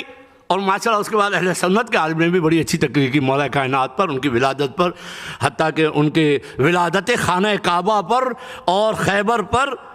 لیکن اس کے بعد بھی ان صاحب کا سنا ہے میں نے پڑھا ہوا، کیونکہ آپ کو پتہ ہے میں نے یہ روایت بھی آج پڑھی تھی کہ علی لا یحبک الا مومن ولا۔ لیکن ہمیں اپنا کام جاری رکھنا ہے، چاہے ہماری طرف سے اتحاد بین المسلمین کے لیے ایک قدم اور آگے بڑھنا ہے، ٹھیک ہے، ہم اپنا عقیدہ نہیں چھوڑ سکتے، لیکن ساتھ میں اتحاد بین المسلمین کہ ہم دائی ہیں اور ہم ہی اس کے لیے کام کر رہے ہیں۔ صلوات پڑھیے محمد والے۔ چونکہ میرے پاس زیادہ وقت نہیں ہے، 20-25 منٹ میں آپ کو، تو اب شرط کیا ہے جناب پارٹ ٹائم مسلم سے فل ٹائم مسلم بننے کی؟ آپ بہت ناراض ہوں گے آج، مجھے پتا ہے، سننا چاہتے یا نہیں سننا چاہتے؟ اگر کہیں تو میں مسائل پڑھ کے چلا جاتا ہوں، سنیں گے؟ بھائی ڈاکٹر کڑوی دوائی کبھی کبھی دیتا ہے مگر مریض کے لیے اچھی ہوتی ہے نا۔ تو آپ مجلس کے اینڈ میں خود اپنے آپ سے بات کرتے جائیے گا کہ M I a full time Muslim اور part time Muslim, what should I do? تو جو ہے نا بھائی دیکھیے، ہم انسانوں کی اگر 4 تقسیمیں کریں، ایک وہ انسان ہے جن کا ایمان بھی افضل ہے، عمل بھی افضل ہے، یہ فل ٹائم ہے، ان کو کچھ کہنے کی ضرورت نہیں، سیدھا جنت میں جائیں گے۔ اس کے اپوزٹ ایک وہ ہے جس کا نہ ایمان ہے نہ عمل ہے، تو ان کے لیے کوئی وہ نہیں ہے شک کہ یہ سیدھا جہنم میں جائیں گے۔ تیسری قسم، ان کا ایمان بالکل ختم ہے، عمل کرتے ہیں، مسلمانوں کی بات کر رہا ہوں، تو یہ بھی گئے، اب ہم بچ گئے، ہم اور آپ۔ ایمان تو بڑا مضبوط ہے، نعرہ بھی بڑا زبردست لگاتے ہیں، لیکن عمل میں اللہ معاف کرے گا۔ اچھا، تو بات ان کی ہے۔ اچھا، اب یہاں ایک سوال آتا ہے، اس سے پہلے کہ آگے بڑھوں، تو مولانا یہ خدا کہہ رہا ہے کہ اللہ کسی کی ذرہ برابر نیکی ضائع نہیں کرتا، فَمَن يَعْمَلْ مِثْقَالَ ذَرَّةٍ خَيْرًا يَرَهُ، اس کا کیا ہوگا؟ اس کا بھی جواب دے دیتا ہوں۔ بھائی لوگ ہاسپٹل بناتے ہیں گورے، اور بڑے یتیم خانے کھولتے ہیں، بڑی خدمت خلق کرتے ہیں، ان کا کیا ہوگا؟ کیا خدا ان کو سیدھا جہنم میں ڈالے گا؟ نہیں۔ اس کا جو میں نے جواب ڈھونڈا وہ یہ تھا کہ اللہ ان کا اجر دے گا، دنیا میں بھی دے گا، آخرت میں بھی دے گا۔ آخرت میں ایک جگہ ہے بیچ میں، جو نہ جہنم ہے نہ جنت ہے، نہ جہنم والا عذاب ہے نہ جنت والی نعمت ہے، کیونکہ جنت میں جانے کے لیے توحید شرط ہے۔ تو جیسے حاتم طائی گزرے ہیں، بڑے سخی تھے، اللہ کی صفت کو اپنایا، وہ جہنم میں نہیں جائیں گے مگر جنت میں بھی نہیں جائیں گے، تو پھر کہاں جائیں گے؟ اس جگہ جائیں گے۔ تو اس کا مطلب ہے دیر از اے سم تھنگ بٹوین، ایسے لوگوں کے لیے۔ اسی طرح آپ نوشیرواں عادل، اللہ کی صفت کو اپنایا، عادل کیا، اس کے لیے۔ تو اللہ کسی کی نیکی ضائع نہیں کرتا، جو بھی دنیا میں نیکی کرتے ہیں اجر دنیا اور آخرت دونوں میں دے گا۔ صلی اللہ محمد و آل محمد۔ اب یہ بات ہے اپ گریڈ کی، کس کو کتنا اپ گریڈ ملے گا۔ عزیزان محترم، بعض افراد شکایت کرتے ہیں مولانا دعا نہیں قبول ہوتی ہے چونکہ آپ فل ٹائم نہیں ہیں۔ اچھا، فل ٹائم کے لیے کیا شرط ہے قبلہ؟ تو میں ایک روایت پیش کیے دیتا ہوں معذرت کے ساتھ، امام زین العابدین علیہ السلام۔ روایت سخت ہے۔ مولا دعا کیوں نہیں قبول ہوتی؟ امام نے جواب دیا، مدینے میں جب واپس آئے، لوگ ملنے آئے، تعزیت کرنے، فرزند رسول کچھ کہیے، کہا بس 3 چیزیں مت کرو۔ کہا مولا وہ کیا؟ کہا شراب نہ پینا، داڑھی نہ منڈونا، اور گیمبلنگ نہ کرنا۔ مولا کیوں؟ کہا اس لیے کہ میں جب یزید کے دربار میں گیا تو یزید شراب پی رہا تھا، داڑھی منڈوا کے آیا تھا، جو اسلام میں حرام ہے۔ امام کے الفاظ ہیں داڑھی رکھنا واجب ہے مرد پر، اور اگر آپ کو کوئی شک ہو تو مجھے فون کیجئے۔ ماشاءاللہ سے آدھے سے زیادہ کمیونٹی مجھے فون کرتی ہے استخارے کے لیے، اس کے لیے، اس کے لیے۔ میں یہ نہیں کہتا کہ جی میں آپ کا ریزیڈنٹ عالم نہیں ہوں، کیونکہ مجھے تو فخر ہوتا ہے کہ میں آپ کی خدمت کر رہا ہوں، شکر ہے جب تک زندہ ہوں۔ شرط نہیں ہے کہ آپ کوئی سوال پوچھیں تو میں کہوں رہا، تو لہٰذا آپ سوال کیجئے گا۔ کہا وہ، اور دوسرا گیمبلنگ۔ اچھا گیمبلنگ میں آپ کہیں گے مولانا جی ہاں، ہماری اس کمیونٹی میں ایسے مومنین موجود ہیں کہ جن کو جب چیک ملتا ہے کس کا؟ ڈسیبلٹی کا، تو سیدھا کسینو جاتے ہیں۔ اللہ اکبر۔ امام فرماتے تیری دعا بھی قبول نہیں ہوگی اگر تو گیمبل کرتا ہے۔ اب شطرنج کا، چونکہ اس زمان میں شطرنج کھیلی جاتی تھی پیسے کے ساتھ، شراب پینا اور داڑھی منڈونا۔ اب اس کی بڑی تفصیل ہے، اگر میں بیان نہیں کرتا، آگے بڑھتا ہوں۔ ایک حجاب ہے، فل ٹائم مسلم عورت کے لیے ضروری ہے کہ حجاب کرے، اس پر میں پوری مجلس کا بھی پڑھوں گا حجاب کے موضوع پر۔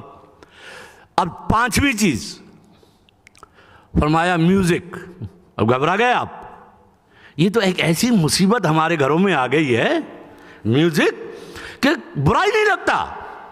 اچھا میں بچ رہا ہوں، میرا بچہ کان میں ڈالے کچن میں کام کر رہا ہے، ابھی کیوں ہل رہا ہے بھائی؟ تو گھوڑے کی طرح، پتہ چلا کان میں لگا ہوا ہے، وہ نکالو کان سے۔ اب ہمیں کیا؟ اچھا اور چھوڑیے، مومنین آج کل بڑے فخر سے وہ جا رہے ہیں تھیٹر، ایک مشہور مووی آئی ہے نا، نام تو آپ سمجھ گئے جیسے میں نے کہا، جیسے آیت ہمیں یاد ہوتی ہے نام مووی کا آپ کو یاد ہے، میں نہیں دہراؤں گا۔ اچھا میں نے اپنے ایک رشتہ دار سے کہا، میں آپ جو مووی دیکھنے گئے تو اس میں تو گانے چل رہے تھے، ڈانس چل رہا تھا، حرام ہے، الغنا اشد من الزنا۔ کہنے قبلہ اصل میں ہم توجہ نہیں دے رہے تھے۔ میں نے کہا واہ، ہمارے یہاں مجتہد متجزی ہیں، فتویٰ بھی خود، عمل بھی خود، رسالہ بھی خود۔ اچھا آپ تو توجہ، بچے جو آپ لے کے گئے، بیگم کو لے کے گئے اور وہ ہو رہا ہے، مسجد میں آپ نے داڑھی رکھی ہوئی ہے، نماز پڑھ، بڑے پکے مومن، خدا نے سلامت رکھے سب کو، تو بھائی کوسی کو تو کہنا ہے کہ اگر آپ نے فل ٹائم مسلم بننا ہے اور آپ کی حرکت ایسی ہے کہ جو مشہور مووی آتی ہے بالی ووڈ کی ہالی ووڈ کی اور آپ بغیر اس بات کی پرواہ کیے تھیٹر پہنچ جاتے ہیں لبیک یا تھیٹر کہہ کے، تو آپ پارٹ ٹائم ہیں معذرت. اب آپ خود فیصلہ کیجئے آپ فل ٹائم ہیں یا آپ. اچھا مولانا صادق حسن صاحب نے کراچی میں ایک دفعہ جواب دیا تھا. آج میں باتیں کرنے کے موڈ میں ہوں، زیادہ شور نہیں بچاؤں گا. صلوات پڑھیے محمد علیہ وسلم. تو ان سے کسی نے کہا مولانا انڈین مووی دیکھ سکتے ہیں؟ کہاں فارورڈ کر دیں گانا. اب وہ نہیں ہے. اب انڈین مووی اتنا خراب ماحول ہے کہ فیملی کے ساتھ دیکھنا قطعاً حرام ہے. اس کی زبان، اس کے الفاظ، اس کی گالیاں، آپ بھول جائیے اس چیز کو. اس زمانے کے ہر دور میں مقتضا حال اور ظاہر. لہذا یہ بھی ایک مصیبت ہے غنا ہمارے معاشرے میں. بس ٹیلی فون پہ یوں کریں تھوڑی دیر تو رک گئے، ہم سن تھوڑی رہے. اچھا اچھا اچھا تو آپ آگے پارٹ ٹائم، فل ٹائم سے پارٹ ٹائم، پارٹ ٹائم سے فل ٹائم. بھائی بشر حافی کا واقعہ آپ نے سنا ہے. امام جعفر صادق علیہ السلام کے دور میں صحابی کیسے اللہ نے اس کی بخشش کی صرف میوزک کی وجہ سے کہ میوزک کو انہوں نے، امام گزر رہے ہیں گلی سے، اس کے گھر میں پروگرام ہو رہا ہے میوزک کا. امام رکے، اس کی ایک کنیز باہر نکلی. امام پوچھا یہ کس کا گھر ہے؟ کہا یہ عظیم سردار بشر حافی کا ہے. کہا کہ یہ آزاد ہے یا غلام ہے؟ کنیز نے کہا یہ آپ کیسی بات کر رہے ہیں، یہ تو آزاد ہے. آزاد ہے؟ کہا ہاں واقعاً آزاد ہے. امام نے صرف اتنا کہا ہاں واقعاً آزاد ہے. یہ کہہ کے چلے گئے. بشر باہر نکلا، کنیز سے پوچھا کون تھے؟ کہا فرزند رسول تھے. کیا پوچھا؟ کہا یہ کیا تم نے کیا جواب دیا؟ کہا یہ بس یہ سننا تھا کہ وہ ننگے پاؤں دوڑا. بشر حافی کہتے ہیں ننگے پاؤں دوڑنے والے کو. امام کے پیچھے ننگے پاؤں دوڑا اور ہاتھ جوڑ کے کہا مولا میں آزاد نہیں ہوں، میں اس کا غلام ہوں، اس کا عبد ہوں. یعنی امام نے ایک جملے میں سمجھایا یا تو آزاد ہے. بھئی امریکہ میں فریڈم جو کہتے ہیں، فریڈم کیا آزاد ہے؟ آپ کی گاڑی میں اگر بیئر یا شراب ملے یا آپ کی باڈی میں ملے تو آپ کہیں گے دس از فریڈم، میں جو کروں؟ نہیں، there are rules and regulation laws, correct. تو امام نے صرف اتنا کہا کہ وہ واقعی فریڈم میں آ گیا ہے. اس نے کہا معافی مانگی. کیا میری مغفرت ہو سکتی ہے؟ ہاں ہو سکتی ہے. اس کے بعد جب مرا ہے وہ تو عیسیٰ حضرت امام کے جو صحابی ہیں وہ کہتے ہیں کہ جب ان کی میت کو میں کندھا دے رہا تو میت سے آواز آئی بشر حافی کی کہ دیکھو میں امام کے صدقے میں بخش دیا گیا. صلوات اللہ محمد علیہ وسلم. کافی شرطیں میں نے سوچ کے لایا تھا، میں وقت نہیں ہے اسی میں. ہاں جناب علی ابن یقین کا واقعہ کہ اگر آپ کسی مومن کی مدد نہیں کریں آپ پارٹ ٹائم مسلم ہیں. اگر آپ کی طاقت ہے کہ آپ کسی کی مدد کر سکیں. اور جب علی ابن یقین جس کو امام نے کہا تھا کہ تو ہارون رشید کے دربار میں کام کرتا رہے اور جب آتا تھا احترام کرتے تھے، ایک دن احترام نہیں کیا، ملے نہیں، کہا نہیں ملوں گا. کہا کیوں؟ کہا ہمارا ایک شیعہ ابراہیم تیرے پاس آیا تھا، تو نے کہا تھا میرے پاس وقت نہیں ہے. کہا مولا میں کیسے اس کا ازالہ کروں؟ کہا سامنے پہاڑ میں جاؤ، وہاں اونٹنی کھڑی ہے، جاؤ اس کی مشکل حل کر کے واپس آؤ. معجزہ دکھایا امام نے. وہ گیا ابراہیم سے معافی مانگ کے اس کی مدد کر کے واپس آیا تو امام نے قبول کیا. صلوات اللہ محمد علیہ محمد. میں نے بہت ہی مختصر کیا ہے. رزق کے چکر میں ہم حلال حرام کا خیال نہیں کرتے. ٹھیک ہے جی، جو رزق آنا ہے وہ تو آنا ہے. ایک اللہ کی طرف سے رزق آ رہا ہے، ایک رزق وہ ہے جس کے پیچھے آپ دوڑ رہے ہیں. بھائی امام علی نے کسی کو گھوڑا دیا تھا، آپ نے سنا کہ اس کا خیال کرنا، میں ابھی واپس آتا ہوں. اندر جا کے سوچا کہ اس کو 2 دینار دوں گا. 2 دینار نکال کے رکھے. تھوڑی ہی دیر میں اسے خیال آیا کہ پتہ نہیں دے گا نہیں دے گا. جا کے گھوڑا بیچ دیا، 2 دینار لے کے چلا گیا. امام باہر نکلے، دیکھا گھوڑا نظر نہیں آ رہا. مارکیٹ میں آدمی سے کہا بھائی یہ میرا گھوڑا ہے. کہا میں نے ابھی 2 دینار میں خریدا ہے. اس نے کہا 2 دینار تو اس کی قسمت میں تھے، لیکن اگر وہ صبر کرتا تو حلال کے مل جاتے. بہت واقعات ہیں، میرے پاس وقت نہیں ہے. عزیزان محترم، اسلحہ قرآن نے کہا توبہ کرے اور اصلاح کرے. جب امام رضا نیشا پور میں آئے اور ہزاروں لوگوں کا مجمع تھا، ایک اہل سنت لکھتا ہے امام راضی اپنی کتاب میں کہ اس نے دیکھا اتنا شیعوں کا جذبہ اپنے امام کے لیے. حیران ہو رہا تھا کہ ایک مرتبہ اس نے اپنے ساتھی سے کہا کہ کیا میری بھی توبہ قبول ہو سکتی ہے؟ اس نے کہا چلو امام کے پاس. اب یہ وقت ہے جب امام وہ حدیث پڑھ رہے ہیں.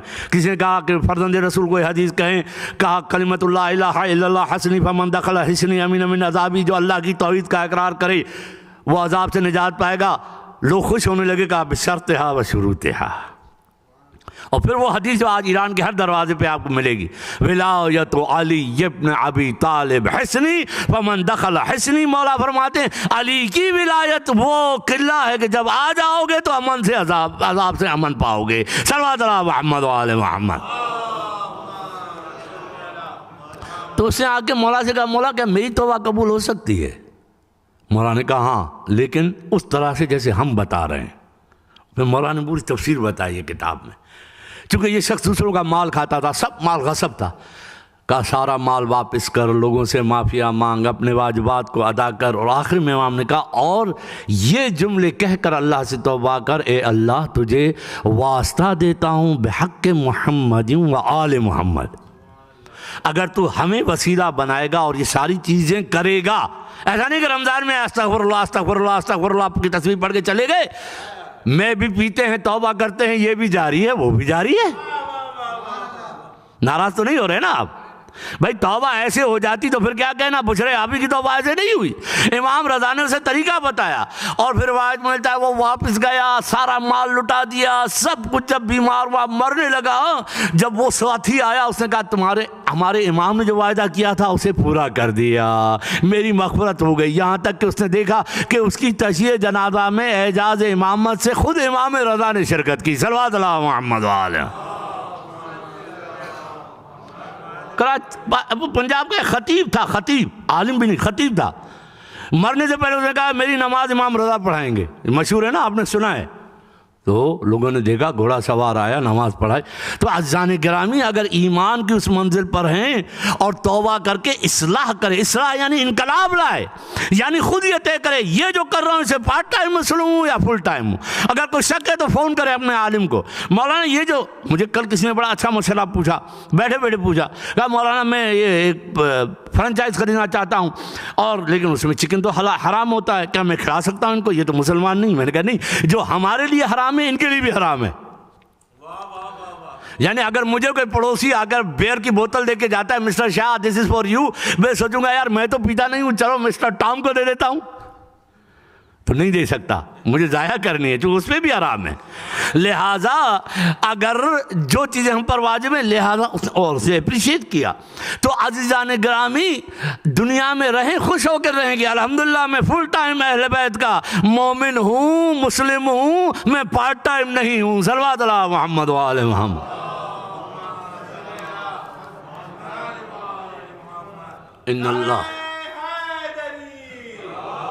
ان اللہ غفور الرحیم.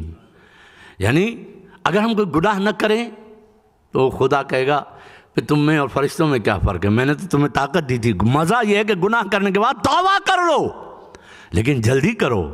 بدبخت ہے وہ شخص جو ہمیشہ میں کہتا ہوں گناہ کرتا ہے توبہ کی امید پر اور توبہ کو ترک کر دیتا ہے زندگی کی امید پر. بھائی ابھی نوجوان ہمارے سامنے گئے, سعد مخرج صاحب کے فرزند, انشاءاللہ 26 تاریخ کو ان کی 40 کی مجلس ہے قبرستان میں, اور قبرستان میں آ کے مجلس سنیں, مزہ وہاں آتا ہے. وہاں آپ کو سمجھ میں آئے گا کہ پارٹ ٹائم فل ٹائم کیا ہوتا ہے نا. ابھی ایک ڈاکٹر کا 2 مہینے پہلے انتقال ہوا, استری کر رہے تھے, جوان آدمی. ہماری کمیونٹی سے کتنے لوگ چلے گئے. آپ جب رات کو سوتے ہیں آپ کو یقین ہوتا ہے آپ صبح اٹھ جائیں گے؟ نہیں, امید ہوتی ہے. تو یہ اللہ نے موت کی بہن بنائی ہے رات کہ جہاں آپ سو جاتے ہیں. اب پتہ نہیں کہ کنیکشن دوبارہ ہوگا یا نہیں ہوگا, یا جو ہے وہ پلگ اسپارک کر جائے گا اور وہاں پہنچ جائیں گے. کہا گئے کہ کاش کہ مجھے توبہ کا موقع ملتا. قرآن میں 9-10 جگہ پہ ہے یا لیتنی یا لیتنی یا لیتنی. انسان کہے کاش کاش کاش. خدا نہ کرے کہ ہم اس سے پہلے کہ وہ موقع آئے, خدا کہہ رہا ہے توبہ کر لو, اصلاح کر لو, اور ذہن میں یہ رکھو کہ اللہ تمہیں یقیناً معاف کر دے گا چونکہ وہ غفور الرحیم ہے. حضرت موسیٰ کے زمانے میں ایک شخص جو بہت ہی گناہ گار تھا, ظالم تھا, زانی تھا, اس دن میں نے واقعہ پڑھا تھا در حسین میں, مر گیا. اللہ نے موسیٰ سے کہا کہ میرا دوست مر گیا ہے، جو اس کی نماز جنازہ میں شرکت کرے گا اسے بخش دوں گا۔ ساری دنیا دوڑ پڑی، ارے یہ تو وہی ہے جسے ہم نے شہر سے نکالا تھا۔ یا اللہ یہ کیا ماجرا ہے؟ یہ بھی صحیح کہہ رہے ہیں، میں بھی صحیح کہہ رہا ہوں، یہ وہی تو ہے۔ مگر جب یہ جلا وطن ہو کے پہاڑوں میں آیا اور اس نے اپنا سر زمین پہ رکھا، اس کی آنکھوں میں آنسو آئے، مجھے دل سے پکارا، اے اللہ ظلم تو نفسی۔ یہ دعائے کمیل کا جملہ پڑھتے ہیں نا آپ، ظلم تو نفسی، یہ اس لیے کہا من تاب من بعد ظلم ہی، یعنی ہم جب گناہ کرتے ہیں تو اپنے نفس پر خود ظلم کرتے ہیں اور کسی کا نہیں بگاڑتے کچھ۔ ابھی جشن گزرا ہے، ایک دفعہ مولا کائنات کوفہ واپس آ رہے ہیں جنگ سے، لوگ دھمال لگا مست قلندر کر رہے ہیں اس زمانے کا۔ مولانا کہا یہ کیا کر رہے ہو؟ کہا آپ کا استقبال کر رہے ہیں۔ کہا ادھر دنیا میں بھی اپنے آپ کو تکلیف دے رہے ہو اور آخرت میں بھی تکلیف دے رہے ہو، یعنی یہاں یہ تکلیف اور وہاں عذاب، یہ صحیح نہیں ہے۔ ظلم تو نفسی وتجرعت بجہلی، یہ جملے ایسے معمولی جملے نہیں ہیں۔ جس طرح ہم نوحہ مرثیوں پر خیال دیتے ہیں، دعاؤں پر بھی خیال دیں، اور اس بات کو ذہن میں رکھیں کہ میرے پاس کوئی گارنٹی نہیں ہے کہ کل یا پرسوں یا ترسوں میں زندہ رہوں گا، کیوں نہ اس سے پہلے کہ موت مجھ تک آ پہنچے میں فل ٹائم مسلم بن کے اس اطمینان سے دنیا سے جاؤں کہ اللہ مجھے بخش دے گا۔ صلوات علی محمد وآل محمد۔ تو موسیٰ ہم نے اسے بخش دیا۔ اس گناہگار بندے نے ایسے کتنے واقعات ہیں، اور خصوصاً آج کی شب جناب سیدہ زینب کی شہادت ہیں۔ وہ زینب کہ جس کا نام ہی زینب ہے، باپ کی زینت، جسے پنجتن نے پالا، جسے رسول نے کندھے پہ بٹھا کے طواف کروایا، جس نے خطبہ حج بھی سنا، خطبہ فدق بھی سنا، پنجتن کو دیکھا، امام حسن کی شہادت کو دیکھا، رسول اللہ کی شہادت کو، جناب فاطمہ کو، اور اپنی ماں کے ساتھ دربار بھی گئی۔ ایک زہرا، ایک ثانیہ زہرا، دونوں کو دربار میں جانا پڑا۔ لیکن ایک جملہ کہوں، فرق یہ ہے کہ جب زہرا دربار میں گئی تھی، زہرا کے سر پہ چادر تھی، لیکن جب زینب دربار میں گئی، زینب کے سر پہ چادر نہیں تھی۔ دونوں نے دو دو بیٹے قربان کیے، زہرا نے حسن و حسین کو قربان کیا اور زینب نے اون و محمد کو قربان کیا۔ لیکن جب اون و محمد کی لاشیں آئی تھیں تو زینب کہہ رہی تھی، اے بیبیو مجھے پرسا نہ دو، میں نے اپنے بچے حسین پہ صدقہ کر دیے، اجرکم اللہ۔